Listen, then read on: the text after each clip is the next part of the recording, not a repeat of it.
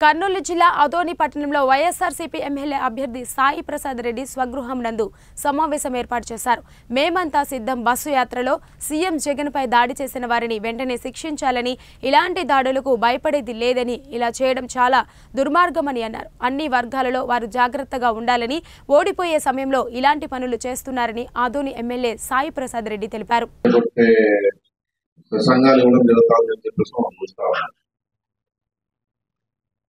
ఈ విధంగా ఈ రోజు రెచ్చగొట్టినారు కాబట్టి ఇంత ధైర్యంగా నిన్న దాడి చేశారని చెప్పి కూడా ఖచ్చితంగా చెప్పడం జరుగుతాం. ఇలాంటి వాళ్ళని ప్రజలు కొడతాం, రాష్ట్రాలను కొడతా ఉన్నాం, తరిమి కొట్టాలని చెప్పేసి కూడా మేము కూడా తెలియజేస్తాం. ఇలాంటి వాళ్ళ పరిపాలన 14 ఏళ్ళు చూసాం. ఆ 14 ఏళ్ల పరిపాలన కంటే ముందు కూడా అదే విజయవాడలోనే చంద్రబాబు నాయుడు ప్రోత్సాహంతోనే రంగా నత్త చేయించిన పరిస్థితులు ఉంది. ఎందుకంటే ఇలాంటివన్నీ ఆలోచన వచ్చేది ఒక చంద్రబాబు నాయుడు అని చెప్పేసి చెప్పడం జరుగుతా ఉంది.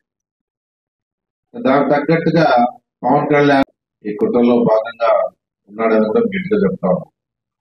ఇలాంటి పరిస్థితులు వస్తా ఉన్నాయంటే చంద్రబాబు నాయుడు, పవన్ కళ్యాణ్, తర్వాత లోకేష్ అందరూ రెచ్చగొట్టే ప్రసంగాలు ఇవ్వడం జరుగుతుందని చెప్పేసి మనం చూస్తా ఉన్నాం. ఈ కుట్రలో భాగంగా ఉన్నాడని కూడా గట్టిగా చెప్తాం. ఇలాంటి పరిస్థితులు వస్తా ఉన్నాయంటే చంద్రబాబు నాయుడు, పవన్ కళ్యాణ్, తర్వాత లోకేష్ అందరూ రెచ్చగొట్టే ప్రసంగాలు ఇవ్వడం జరుగుతుందని చెప్పేసి మనం చూస్తా ఉన్నాం.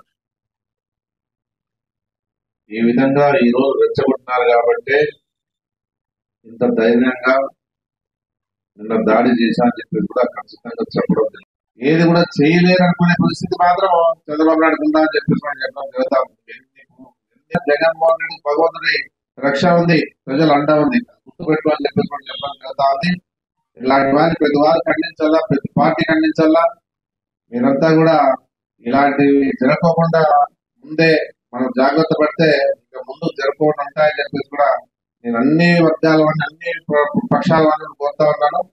జరగరాదని చెప్పేసి కూడా కోరుకుంటూ మరోసారి ఈ చంద్రబాబుని తరిగొట్టాలని చెప్పేసి మీ అందరూ కోరుకుంటూ ఇలాంటి వారి నాయకులు మన రాష్ట్రాన్ని పరిపాలించాలో తెలియదు కూడా జగన్ లాంటి వాళ్ళు ఉంటే రాష్ట్రాన్ని ముందుకు తీసుకుపోతారు. పేద ప్రజలు అన్ని విధాలుగా అభివృద్ధిలోకి వస్తారు. పేద ప్రజలకు సహకారంగా తోడుగా ఈరోజు జగన్ అండగా ఉన్నాడని కూడా తెలియజేస్తూ